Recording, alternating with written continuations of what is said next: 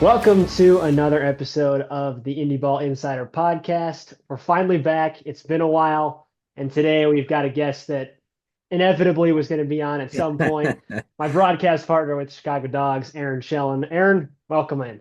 Well, thank you, Joe. And it wasn't a bad reason that you haven't been able to produce any content lately. Getting married is a True. pretty big step. So, congratulations before we get into anything. I know I've told you this in person, but congratulations on getting married and Emily's a wonderful person. So, I'm very happy for you guys. Thank you. Yeah, it's been a little bit of a whirlwind over the last couple of months. So we're Yeah, finally settled in a little bit, so good.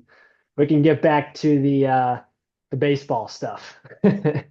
Well, I already know all of this about you. So for the listeners who may not know you on a personal level, just tell us a little bit about what you do and kind of your background, how you got to where you are today. Well, what I do is I'm the play-by-play guy for the Chicago Dogs. That is my summer. That is my main job, and I love it. I've been This will be my third season as the full-time play-by-play broadcaster for the team. I've been with the organization since 2020. I was brought in to do some of the road games during COVID.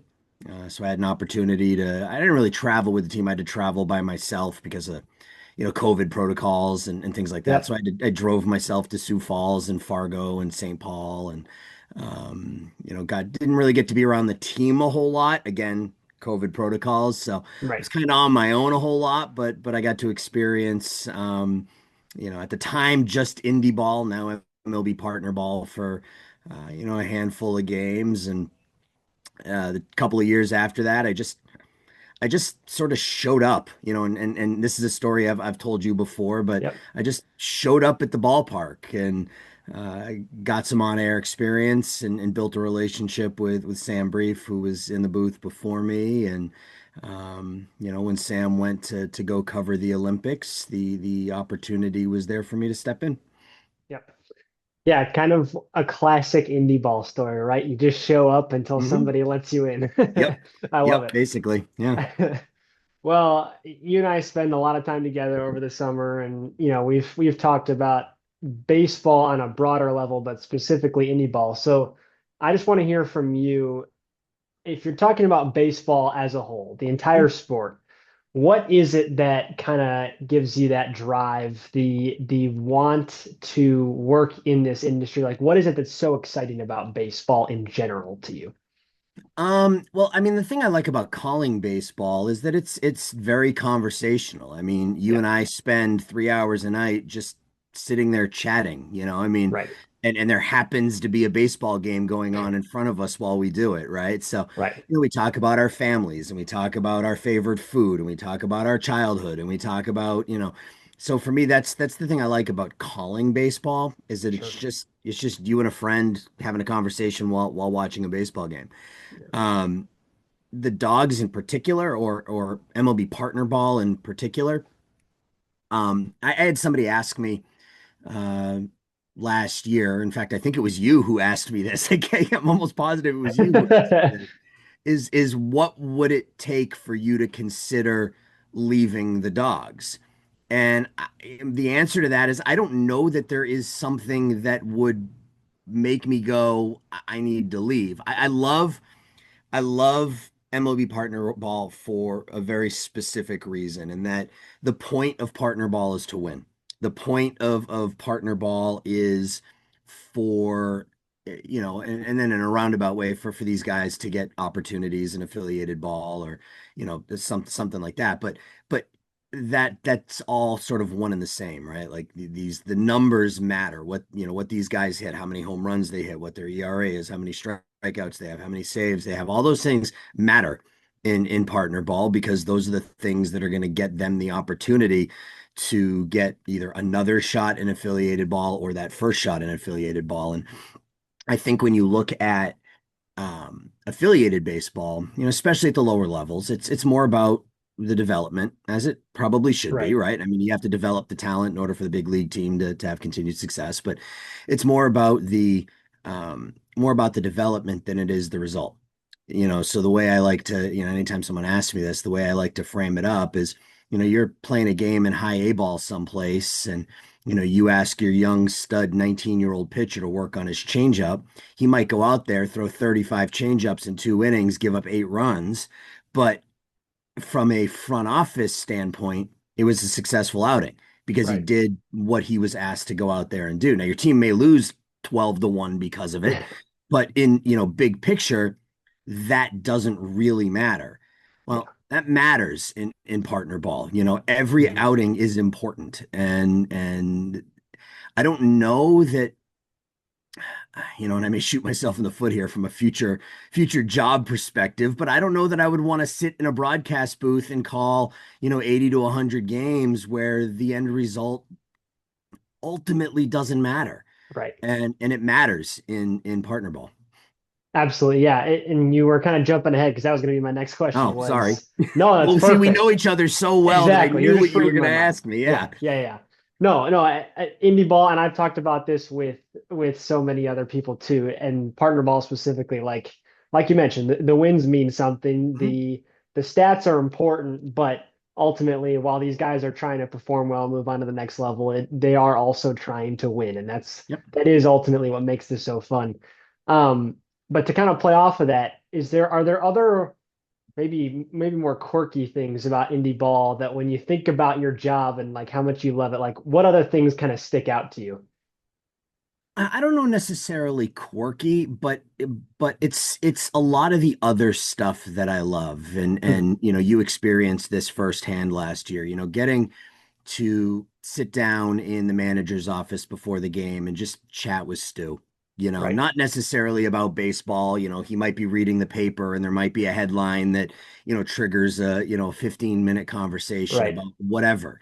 The conversations with the coaches, getting to know, being around the guys at the batting cages before the game where you can just chat with them about whatever. It's because Yeah, ultimately that's how you build those relationships, right? Like I could go in there and I could be, so tell me about X, Y, and Z, and try to get as much information as I possibly sure. can for the broadcast. But I found that when you just build a relationship, you get to know the players as human beings and the coaches as, more than just the X's and O's types of guys. Right. That gives you a better relationship and gives you really more to go on during the actual broadcast. But yeah, for me, there's a lot of, you know, indie ball is definitely a unique experience, 14-hour bus rides, and most of the stories that I have are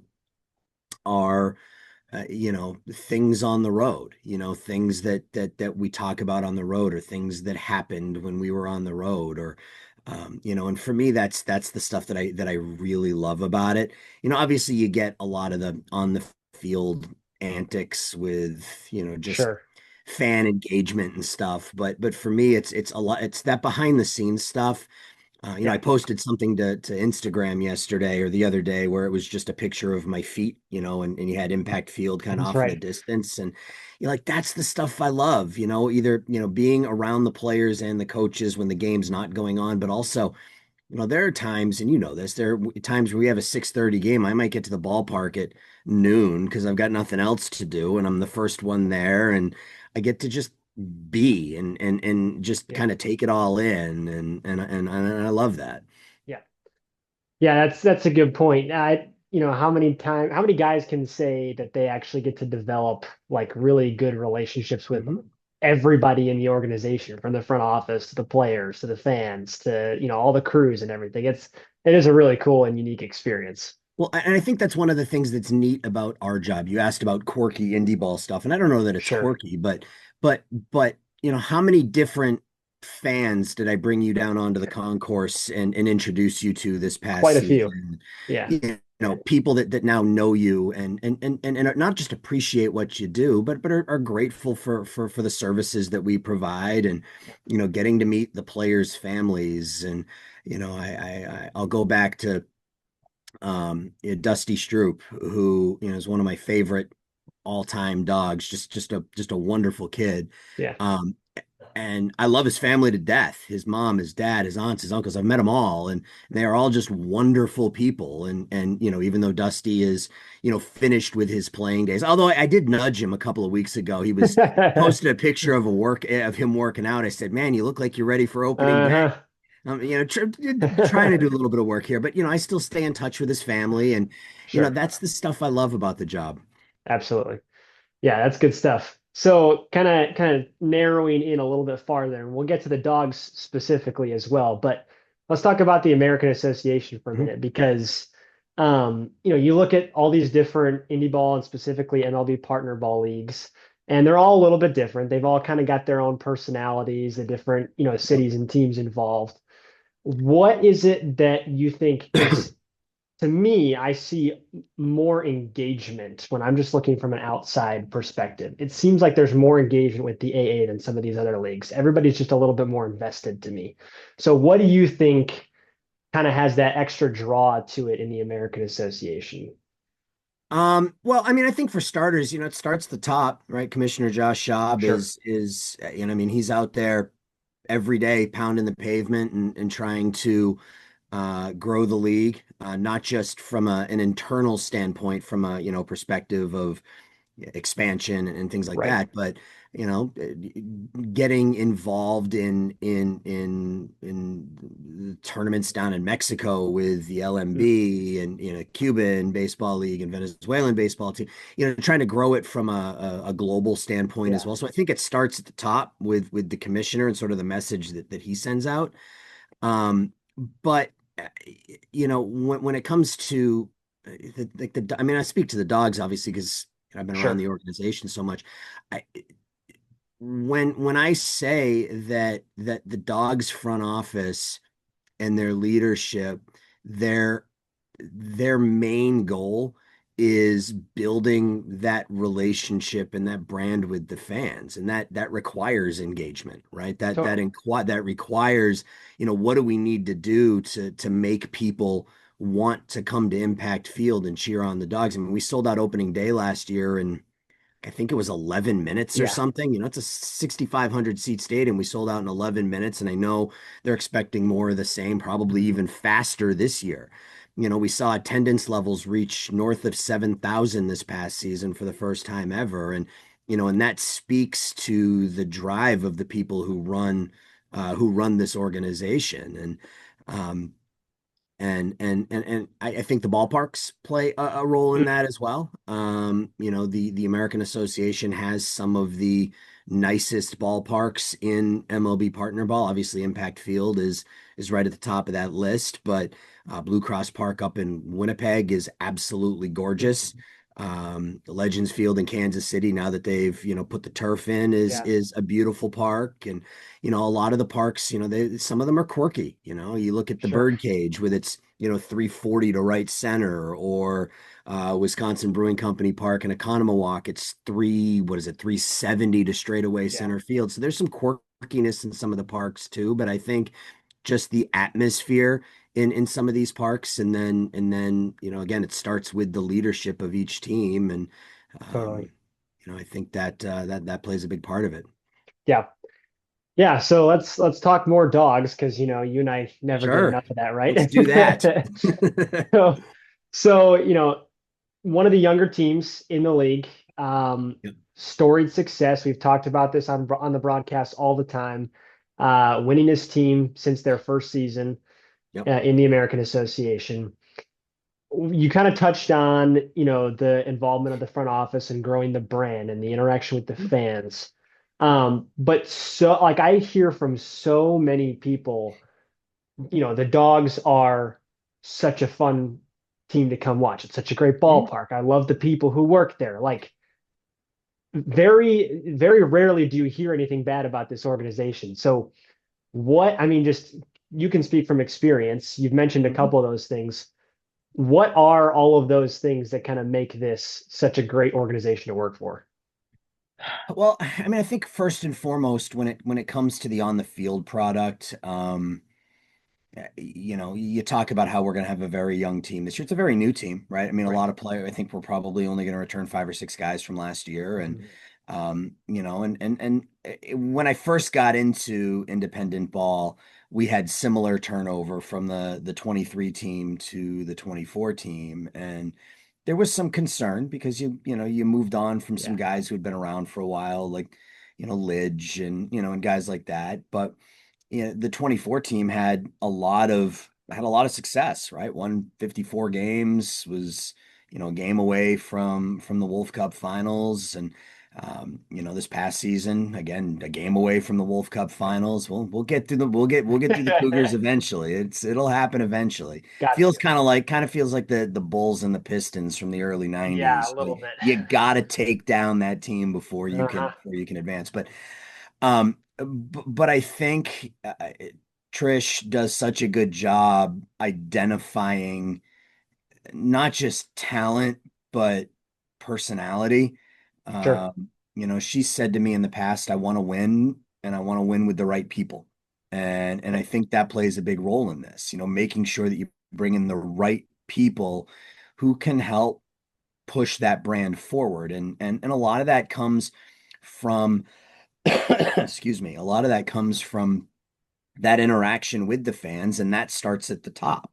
Yeah. You look at someone like Stu, who is always front and center. He's out there, he's waving to fans every day. He's having conversations with those fans right along the third baseline Yeah. every single day, and that trickles down to the players. There's a reason fans love Johnny Turbo. It's because Johnny is front and center, and he appreciates what it means to be part of this organization and leans into that. Yeah. And that's important, because it's not just about, obviously winning is fun. This job's a whole lot Right. more fun when the team's winning, right? But it's more than that. It's how do you, it all comes back to that brand, and how do you build that brand? And you build that brand by not only having the environment be family friendly and enjoyable, but you also make the players available. You do Totally. autographs every Sunday, and we do the season ticket holder event later in the season where fans can come down on the field and they take batting practice and they can have conversations with just chat with the players, and the charity events that the organization runs. I mean, the Gold Glove charity is one of my favorite events at any sporting event I've ever been a part of. It's Yeah. the only time in my dog's history where I've actually been nervous on mic, right? I mean, I'm Yeah. down on the Yeah. field in front of 6,500 people, and I'm trying to tell the story of, some 12-year-old who's fighting some deadly form of cancer, and it's like I got to get this right. Yeah. Yeah. So it all comes back to everything. Everything comes back to that experience in the ballpark, and it's Mm, not just about what happens on the field. Sean has told me, absolutely. God's owner Sean Hunter, and I think he's told you this too, that 20% of every single person at 20 every single game, 20% of the people that walk through the gates at Impact Field are coming through for the first time. Yep. And we either hook them as fans for life or we lose them. Hmm. And so every game, everybody has to be winning or losing on the field. Everybody has to Yeah. be locked in, and that holds true from Sean and Trish up at the top, to you and me, to the concession workers, to the dog squad, to the players and coaches. Yeah, absolutely. And you talk about kind of the just the culture too. Like they call it the Dogs family for a reason. Hmm. It's not the White Sox fans, it's not the Cubs fans. Like Hmm. it's a family. And it really does feel like that, especially, once you get into August and September, kids are back in school. It's a little bit tougher to get people at the ballpark, but you always know that the family is going to show up, and that is really cool to me. Yeah, I mean, stadium holds 6,500 plus, Right. and I think last year of those 6,500 we had 1,500 season ticket holders, which is just a Yep. ridiculous ratio. I mean, Yeah. that is a crazy number. That's what, a third of your ballpark is season Yeah. ticket holders, and that number will continue to grow as they add people to that family, and Right. and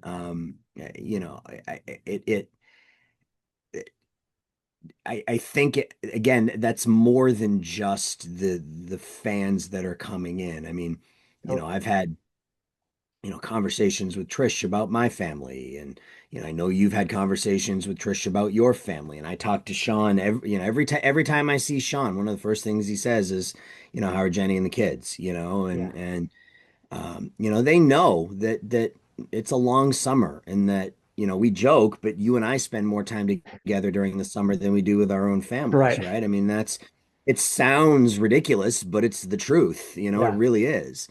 Um, and I think well, not I think, I know that they understand that and they appreciate that. Hmm. So, it's never an issue. Hey, Trish, I need 5 tickets for today. Okay, cool. Right. My Right. family wants to come, and you know, I I think that small things go a long way, Totally.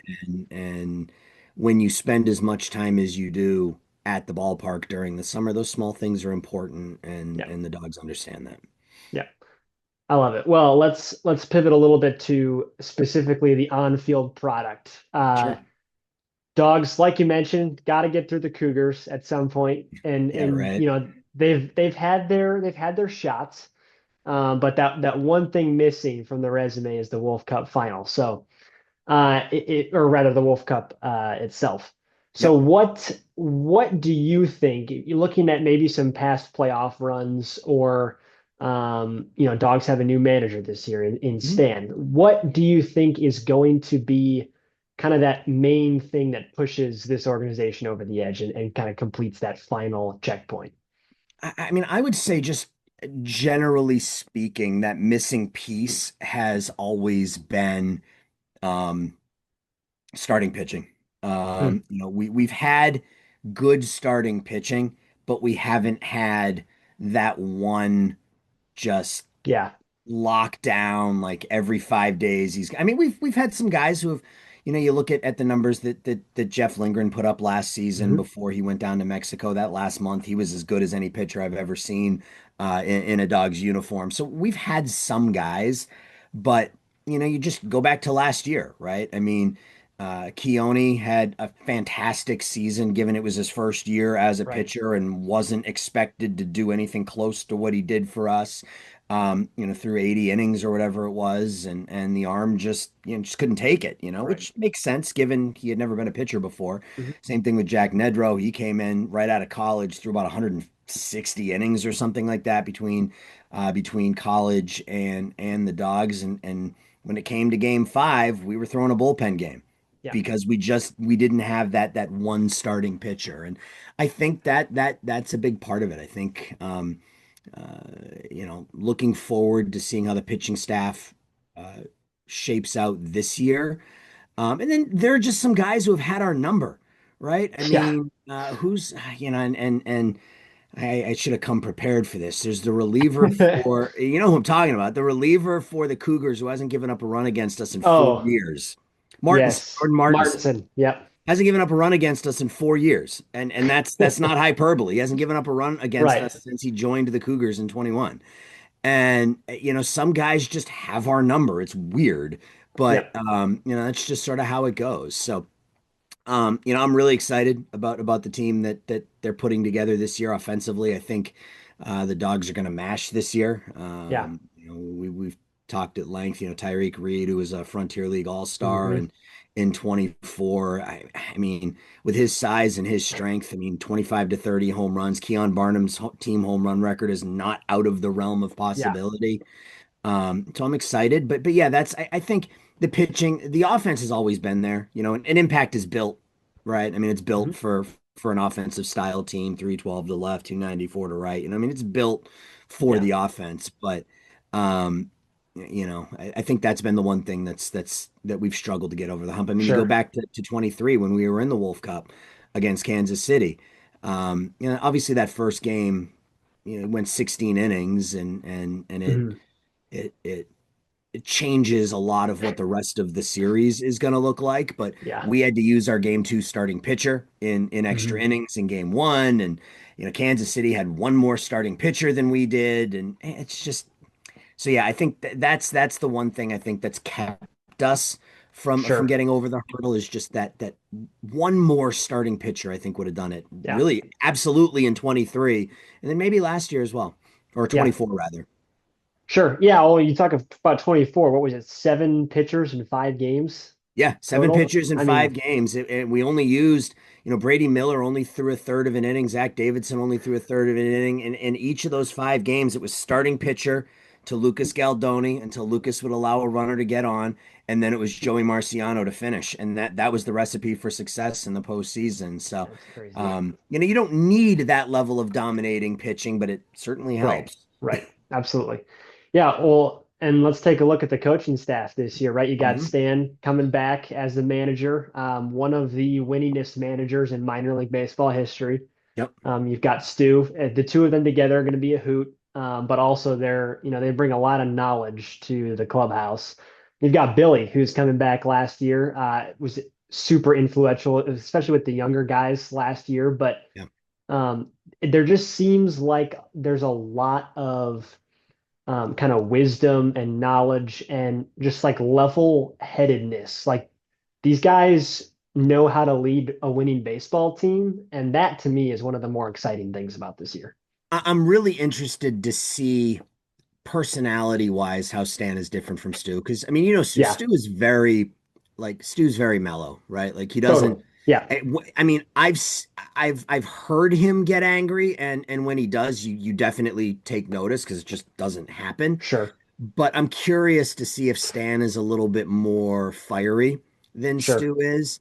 Um, but yeah, I mean, over 2,000 career wins for Stan. I was with the Dogs in 2018 as their bench coach, and Mhm. he'll come back to Chicago, and an opportunity for him to coach with his brothers, something they haven't done since they were in the twin system.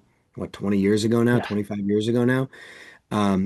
Stu, I mean, he knows everything there is to know about pitching, right? I mean, they've right, both been in the game for 40 years, 40 plus years now. And Billy Lanford is somebody that I think is going to make a name for himself over the next, however many years he chooses to do this, hopefully within the Dogs organization. Billy is, you talk about level-headed, you talk about knowing how to lead, and I think that's the most yeah, important thing. Like Billy knows how to get the best out of just people. And I can speak from experience. One of the benefits of having Billy sit behind me on these long bus rides is I picked his brain a lot yeah, and he's helped me. It was a challenging year for me last year. I lost my job, and there was some other stuff that went on, and I spent a lot of time talking to Billy about how to get through that and how to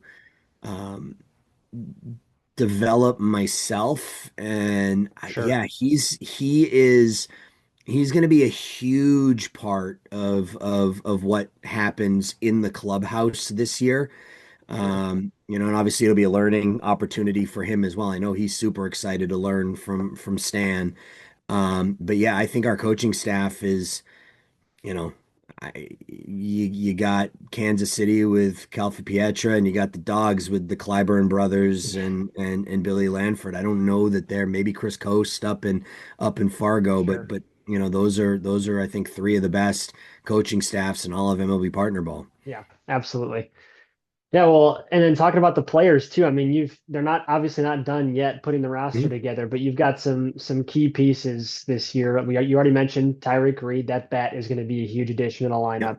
lineup. You've got Chance Cisco returning. That's going to be a fantastic guy to have around as a Mhm. leader. And the bat is obviously amazing, and the Yep. defense is fantastic as well. And then you've got some other guys coming in, right? You've got Jax Groshans, who's got some AA experience, some affiliated ball time as well. I mean, it has the makings of a winning ball club, and you're starting to kind of see what the Dogs are trying to do this year, and it's looking good. Yeah, I think you're bringing in, I don't know how in the weeds you want to get here with each individual player, but I think bringing in Jax is huge because that Yeah, allows Chance to slide over to first base, take some of the pressure off of him to catch every hmm single day. And yeah, one of the issues we had last year is that when Chance wasn't out there, there wasn't a whole lot behind him. So now, Chance and Jax will be able to rotate at catcher Yeah, slash DH slash first base. And, I think that's going to help Chance offensively, definitely. sure. It'll keep him fresher as the season goes on. I suspect he won't start the season 8 for 53 again like he did last year. Right. And if he puts up anything close to the season he had last year in the first 4 weeks of this season, he could have, from a dog's perspective, historical type, Yeah. numbers. Gio DiGiacomo, a guy that Mhm. came from Southern Maryland, played last year with Stu, center fielder with some speed, a little bit of pop. Looking forward to seeing him in center field. Yeah. Um, yeah, we talked about Tyreek as well. So there's a lot to be excited about if you're the Dogs. The return of Jalen Williams, who was an Yeah. immediate fan favorite, Yeah. after coming over right at the end of the season. Jalen and I have talked a bunch through Instagram during the off season. I'm super excited to have him back at second base. He was an all-star last year in the American Association at second. I said to him, man, because I mean, last year he came in and they batted him second. I said, man, if you're hitting second again this year, just find a way to get on base. You're gonna score a heck of a lot of Yeah. runs in Yeah. front of what you have the rest of the way. Obviously, bringing the Maben twins back. Mhm. Jacob was just a revelation in that first month. He hitting Yeah. 500 in his first 40 at bats or something. Derek had a lot of success in his time with Chicago and was really good with Lake Country last season. And you and I have talked about this. I mean, the two of them, their bat to ball skill is just second to none. So Yeah. uh, I can see the two of them, either at the bottom of the lineup or maybe, 9-1 kind of thing where you're just Mhm. giving opposing pitchers fits by taking, 15 to 20 pitches every time you go through those two. Yeah. Brian Fuentes came Mhm. from the Atlantic League last year. He put up some really good numbers. He'll likely be our third baseman this season. So yeah, there's a lot to be excited about if you're a fan of the Dogs, and then pitching staff still lagging a little bit behind, but that is par for the course. Darian Reagan's Sure. coming over, expecting some good things from the lefty there. They've brought in a couple of new pitchers. Eric Lynn is back. Keone is back. Keone told me he's ready to go for more than 100 plus innings this year. I Said he love feels it. super strong, which I absolutely love to hear. Yeah. But you'll see those bigger name pitchers filling out the pitching staff as we get a little bit further through Mhm. MLB spring training, as some of those Yep. players get released and that sort of thing. So I'm confident, especially with Stu and Stan running things. You have a Yeah. former major league pitcher and a catcher who spent 20 years playing the game. I'm confident that the two of them know how to put together a pitching staff. Yeah. Absolutely. Yeah, and I think my favorite thing about talking about the offense is just kind of the parity between the skill sets of all these guys. You were mentioning the Mhm. Maven brothers, right? You're not going to hit a lot of home runs, but they'll hit for average. They'll get on base. They won't strike out. DiGiacomo, kind of the same thing. He's going to get on base a lot. He'll steal bases. He'll play good defense. But then you've got the big boppers with Fuentes Mhm. and Reed and Cisco and Grosjean. So it is going to be really interesting to see how that all gets constructed and how that kind of plays out during the season. Yeah, I'm also excited. Yeah, Chance told me after he resigned that he had posted an Instagram video of him hitting a home run in Cleburne down the left field line. And he said he learned his lesson about halfway through the season not to try to pull the ball through the Yeah. wind at impact field. Uh-huh. Which is, I mean, he set a Dog's single season record in doubles last season, and a lot of those went to left center field. Yeah. Once he kind of figured out the ballpark, those numbers skyrocketed. So I am really really excited Yeah. to see what player coach Chance Cisco There you go. will bring to the Dogs organization this year. Last year he was just player Chance Cisco. Now he's Uh-huh. player coach. We should add him. We didn't even talk That's a about good that. We point. talked about Yeah. Stu, Stan, and Billy, and Chance Cisco, former big leaguer, spent 5 years in the major leagues, has 20 major league home runs. He knows the game. He knows how to catch. He knows how to run a clubhouse. Somebody you definitely don't want to overlook Yeah. when it comes to helping out the younger guys. Absolutely. Awesome. Well, now of course I'm like even more excited for opening day, but we've still Right? got a little ways to go. 80, what do we have? 80, I think 84 80, days. I think I'm yeah, on it sounds about 84 right. on my countdown. I did There you 86 and go. 85 last night. So I think we're on to 84 today. It feels so far away. It does, but remember, it's not 84 days until you and I like get That to is work, true. right? I mean, Yes. opening day Yeah. is Friday, May, whatever that is, May 15th, 16th. May 14th, May 15th. But, we'll be at the ballpark. I mean, you're at the ballpark every day already, Yep. but Yeah. when it comes to just actual baseball stuff, we'll be there 2 weeks before that, probably Yep. very beginning of May when Yeah, I players got show up. So, the Mother's Day game and a couple other spring training mhm. games before opening day, so that'll be fun Yep. too.